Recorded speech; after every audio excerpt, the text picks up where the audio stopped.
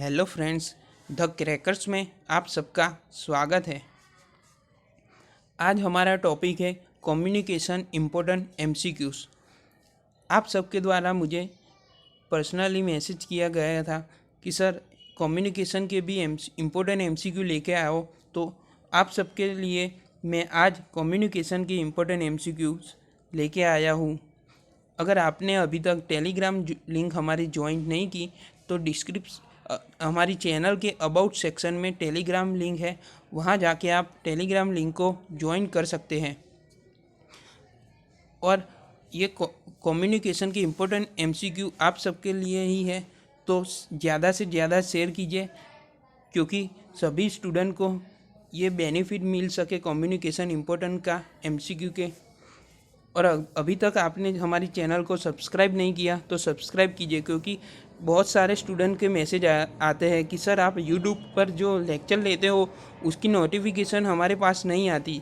तो इसलिए ही अगर आप सब्सक्राइब करते हैं तो जब भी मैं कोई वीडियो अपलोड करता हूँ तो उसकी नोटिफिकेशन सबसे पहले आप तक आ जाती है।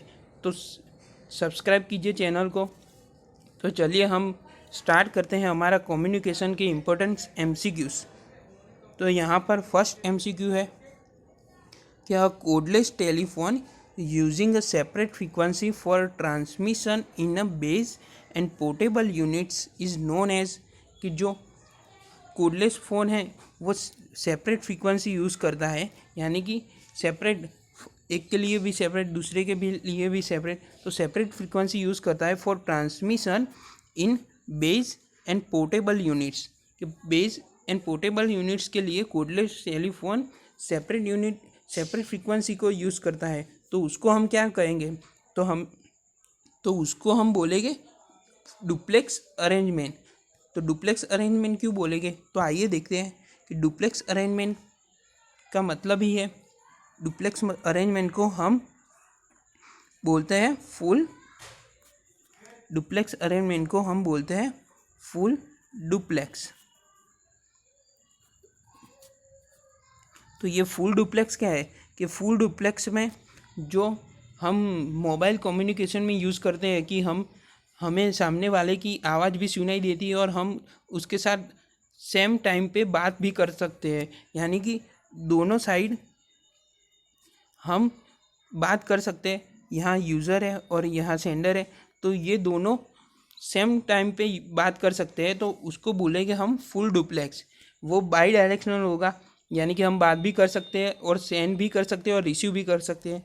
तो हो गया हमारा फुल डुप्लेक्स। इसलिए जो सेपरेट फ्रीक्वेंसी है वो सेंड करने के लिए भी सेपरेट होगी और रिसीव करने के लिए भी सेपरेट होगी, इसलिए हमारा आंसर हो गया डुप्लेक्स अरेंजमेंट। तो ये हाफ डुप्लेक्स क्या है कि हाफ डुप्लेक्स में हम at a time only we transmit, यानी कि हम ट्रांसमिट करते हैं एट अ टाइम या तो फिर रिसीव करते हैं सेंडर और यूज़र के बीच, तो उसको हम बोलेंगे हाफ डुप्लेक्स। तो हमारा पहला आंसर हो गया full duplex arrangement, separate frequency के लिए हम यूज़ करते हैं। फिर नेक्स्ट क्वेश्चन है क्वेश्चन नंबर 2। तो क्वेश्चन नंबर 2 क्या है कि for attenuation of high frequency we should use, कि हमें हाई फ्रीक्वेंसी को अटेन्यूएशन करना है तो हम क्या यूज़ करते हैं, तो हाई फ्रीक्वेंसी को हमें अटेन्यूएशन करना है तो हम यूज़ करेंगे लो पास फिल्टर। तो ये लो पास फिल्टर क्या है कि लो पास फिल्टर है वो लो पास फिल्टर जो हाई फ्रीक्वेंसी वाले हैं उसको, इस लो पास फिल्टर यानी कि एक दरवाज़ा ही समझ लो आप कि ये लो पास फिल्टर है। ये मैंने दूसरा कलर ले लेता हूँ कि ये लो पास फिल्टर है हमारा, ये येलो वाला, और बाहर वाला रेड है वो हाई फ्रीक्वेंसी है। तो लो पास फिल्टर ओनली जो ये येलो वाले हैं उसको ही पास करने देगा, जो बाहर वाले हैं ये रेड वाले वो फ्रीक्वेंसी को पास नहीं करने देगा, तो उसको बोलते हैं हम लो पास फिल्टर।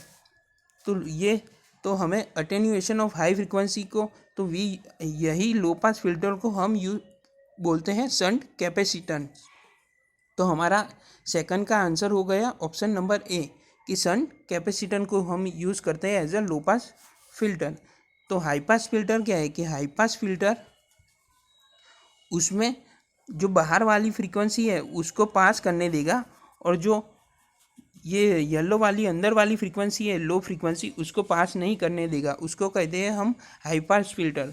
तो आपको इस क्वेश्चन से आपको हाई पास फिल्टर क्या है और लो पास फिल्टर क्या है वो पता चल गया है। Low pass filter only low frequency को पास करने देगा, हाई वाली फ्रीक्वेंसी को पास करने नहीं देगा, और high pass filter high frequency को जाने देगा और लो फ्रीक्वेंसी को जाने नहीं देगा। तो ये हमारा हाई पास फिल्टर और लो पास फिल्टर का कंसेप्ट क्लियर हो गया। तो हमारा आंसर इसका होगा ऑप्शन नंबर ए।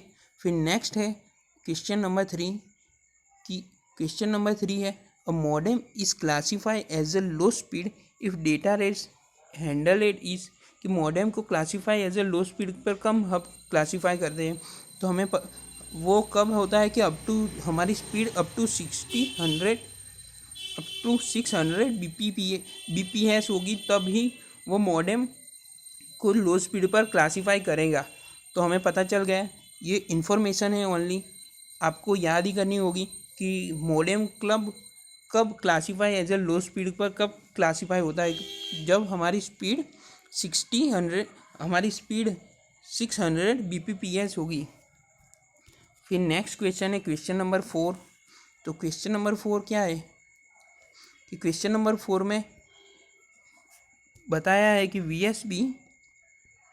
VSB, तो पहले VSB की फुल फॉर्म क्या है कि VSB is a vestigial side band. तो VSB की फुल फॉर्म हमें पता चल गई कि VSB वो वेस्टिजियल साइड बैंड है। तो VSB modulation is preferred in TV, कि VSB मॉड्यूलेशन को हम टीवी में क्यों यूज़ करते हैं। तो उसका आंसर है कि it reduce bandwidth requirement to half, यानी कि जो बैंडविथ रिक्वायरमेंट है वो हाफ कर देता है, इसलिए हम VSB मॉड्यूलेशन को टीवी में यूज़ करते हैं। तो VSB क्या करता है कि VSB होता है मॉड्यूलेशन, तो वो पहले VSB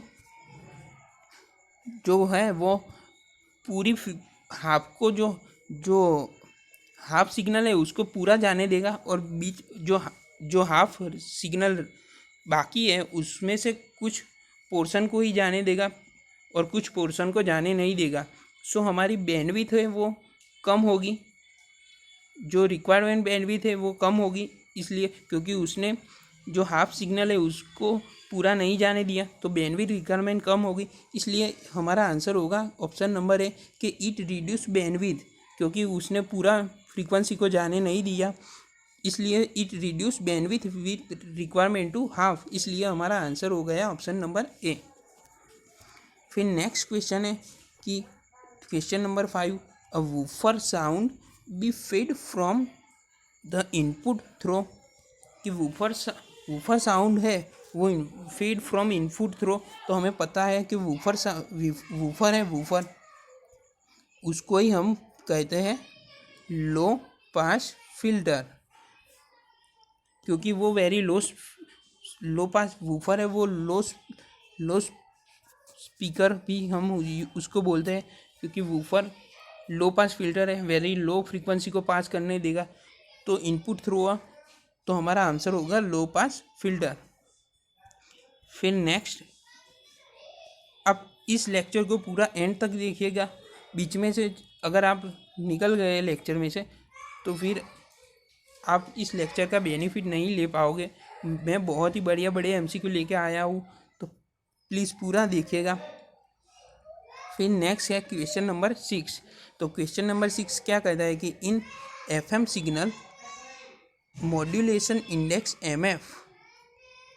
मॉड्यूलेशन सिग्नल MF इस pass through a frequency tripler, कि हम FM signal modulation index MF को हम फ्रीक्वेंसी ट्रिपलर में से पास करते हैं।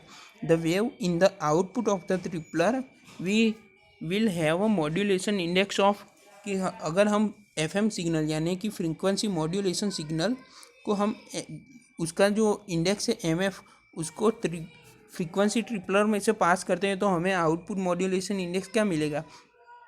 तो MF जो फ्रीक्वेंसी ट्रिपलर में से पास हुआ तो हमारा आउटपुट भी 3 टाइम होगा, उसका 3 टाइम होगा, यानी कि हमारा आंसर होगा ऑप्शन नंबर बी 3 mf। हम जो भी जिसमें से भी पास करते हैं उस वो ही हमारा आउटपुट में आता है, एफएम सिग्नल इंडेक्स एमएफ। तो यहाँ एमएफ हमें दिया गया था, हम फ्रीक्वेंसी ट्रिपलर में से पास करते हैं तो हमारा भी आउटपुट भी 3 टाइम्स होगा, तो हमारा आंसर होगा ऑप्शन नंबर बी। फिर नेक्स्ट क्वेश्चन है कि in colour TV receiver varactor diode use for, यानी कि कलर टीवी में वैरेक्टर डायोड क्यों यूज़ करते हैं। तो आइए हम देखते हैं कि वैरेक्टर डायोड क्या है। कि उससे पहले कि वैरेक्टर डायोड को यूज़ क्यों करते हैं हम, तो हमें पता है कि वैरेक्टर डायोड को हम टर्निंग के लिए यूज़ करते हैं फॉर अ कलरिंग टीवी में। तो टर्निंग के लिए यूज़ क्यों करते हैं वैरेक्टर डायोड को, तो हमें पता, तो आप सबको पता है कि वैरेक्टर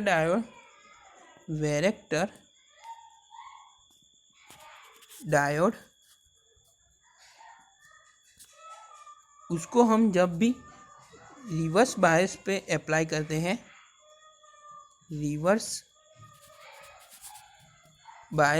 जब भी उसको रिवर्स बायस अप्लाई करते हैं, apply reverse bias, then width, जो विड्थ होती है,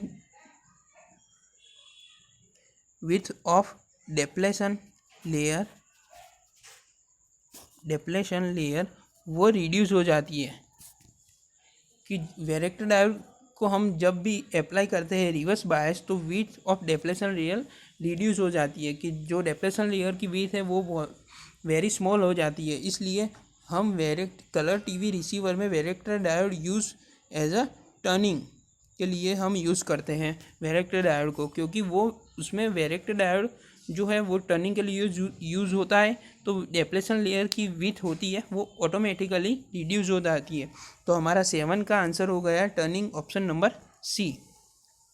फिर नेक्स्ट है कि the number of noise source in a BJT, कि बीजेटी में नॉइस सोर्स के कितने टाइप है। तो हमें पता है कि बीजेटी में नॉइस सोर्स के 3 टाइप है, तो हमारा आंसर होगा ऑप्शन नंबर ए। तो ये 3 टाइप कौन से हैं, तो फर्स्ट है शॉर्ट नॉइस, सेकंड है पार्टीशन नॉइस,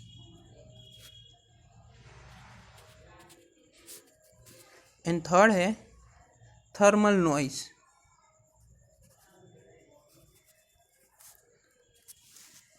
तो आप सबको पता चल गया कि नंबर ऑफ नॉइस कितने हैं बीजेटी में, 3। फर्स्ट कौन सा, shot noise, second partition noise, and third thermal noise.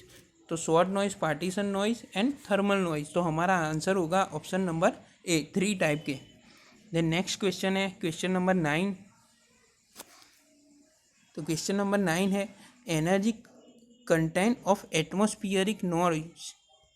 तो क्वेश्चन नंबर 9 है energy content of atmosphere noise. तो आंसर होगा decrease as a frequency increase, कि जो एनर्जी कंटेंट है एटमॉस्फियरिक नॉइज में वो डिक्रीज होगा जब भी हमारी फ्रीक्वेंसी इंक्रीज करेगी। तो एनर्जी कंटेंट एंड फ्रीक्वेंसी वो इन्वर्सली प्रोपोर्शनल है, तो जब भी फ्रीक्वेंसी इंक्रीज होगी हमारा एनर्जी कंटेंट डिक्रीज होगा। तो हमारा आंसर होगा option number B, decrease as a frequency increase. Then next question है क्वेश्चन नंबर 10। तो क्वेश्चन नंबर 10 है कि non coherently detection is not possible for, कि ये ऑप्शन दिए गए कि इसमें से नॉन कोहेरेंटली डिटेक्शन कौन पॉसिबल नहीं करता। तो नॉन कोहेरेंटली डिटेक्शन क्या है, कि नॉन कोहेरेंटली डिटेक्शन उसमें जो फेज है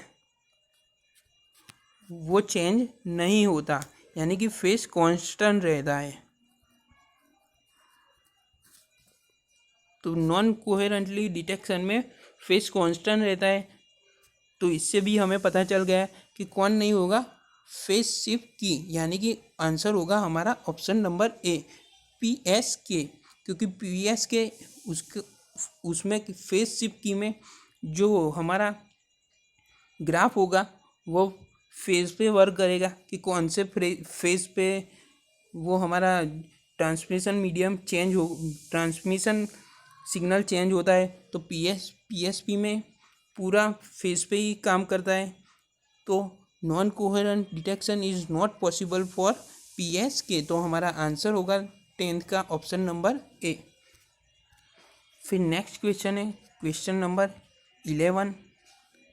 तो क्वेश्चन नंबर 11 उसमें tracking of extra terrestrial object required, कि tracking of extra terrestrial object को क्या रिक्वायर्ड है कि high transmission power.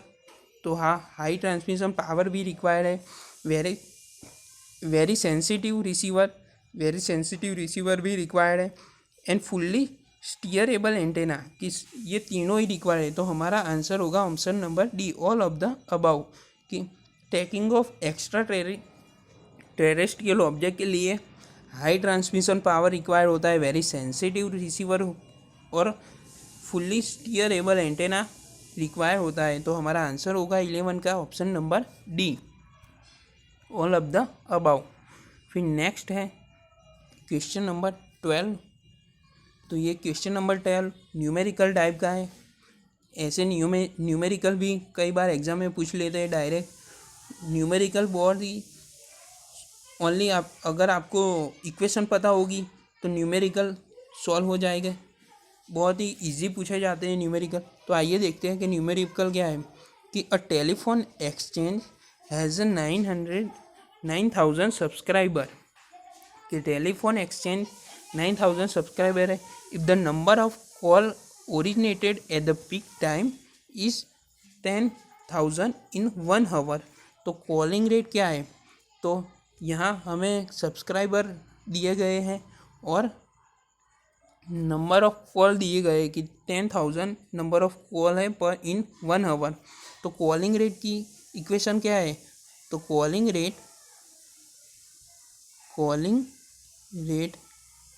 Is equal to number of call upon subscriber.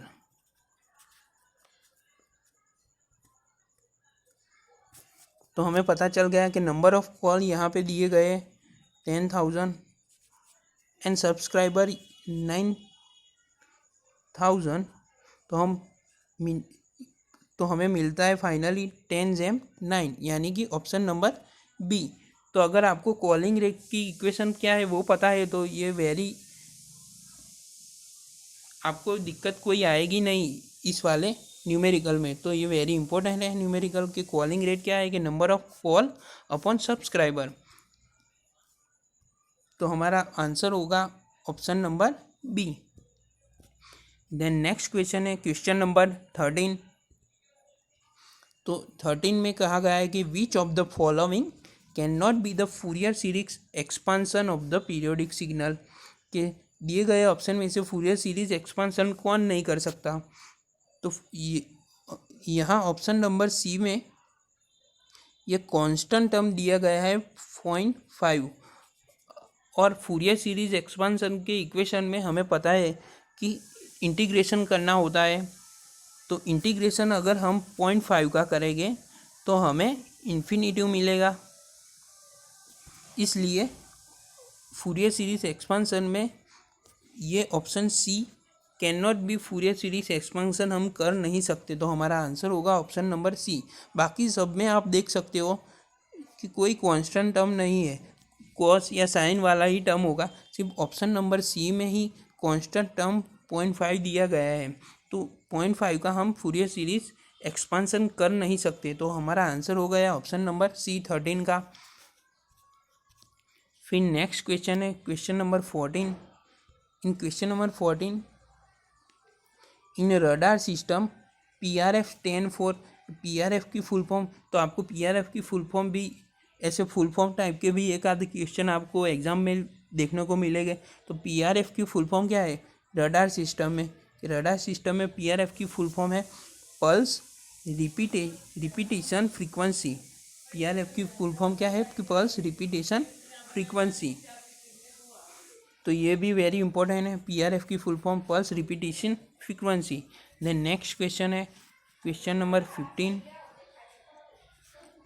तो क्वेश्चन नंबर 15 क्या है कि एज अ फ्रीक्वेंसी इंक्रीज, कि फ्रीक्वेंसी को इंक्रीज करते हैं the absorption of the ground wave bye earth surface, कि अगर हम फ्रीक्वेंसी को इंक्रीज करते हैं तो एब्जॉर्प्शन यानी कि जो ग्राउंड वेव का एब्जॉर्प्शन है वो भी इंक्रीज होता है।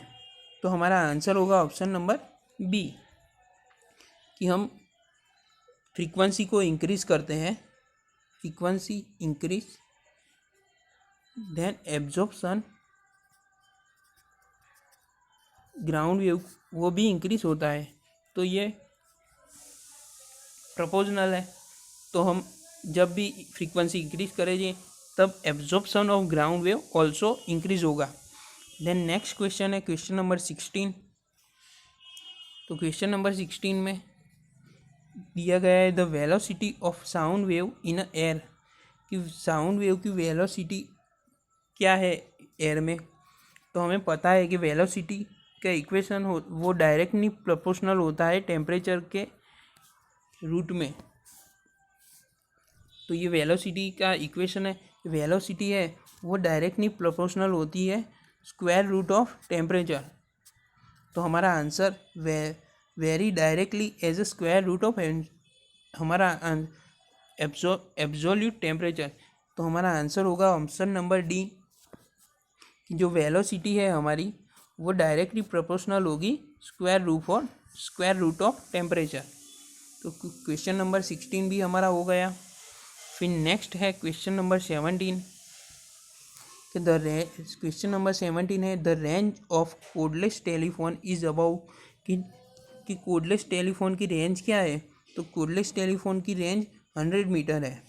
ये डायरेक्ट क्वेश्चन है इन्फॉर्मेशन टाइप के, कि कोडलेस टेलीफोन की रेंज 100 मीटर है। फिर नेक्स्ट क्वेश्चन है क्वेश्चन नंबर 18।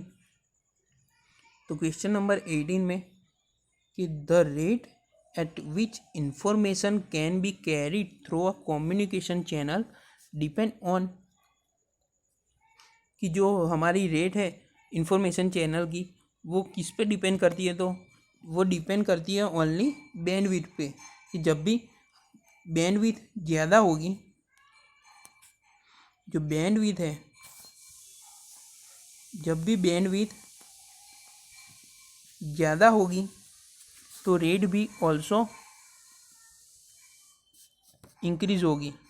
यानी कि ये दोनों इन्वर्जन नहीं, लेकिन साथ ही साथ बढ़ते हैं और साथ ही साथ घटते हैं। तो ये सेम प्रोपोर्शनल में है बैंडविड्थ एंड रेट, कि बैंडविड्थ ज़्यादा होगी तो हमारी रेट भी बढ़ेगी, अगर बैंडविड्थ कम होगी तो जो हम सिग्नल को ट्रांसमिट करेंगे वो भी कम जाएगा। तो इसलिए वो ओनली बैंडविड्थ रेट पे डिपेंड है। देन नेक्स्ट क्वेश्चन है क्वेश्चन नंबर 19।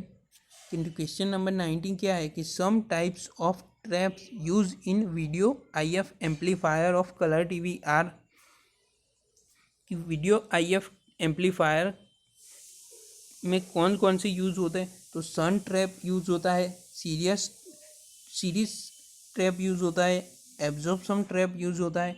तो ये तीनों यूज़ होता है। तो हमारा आंसर होगा ऑल ऑफ द अबाउ,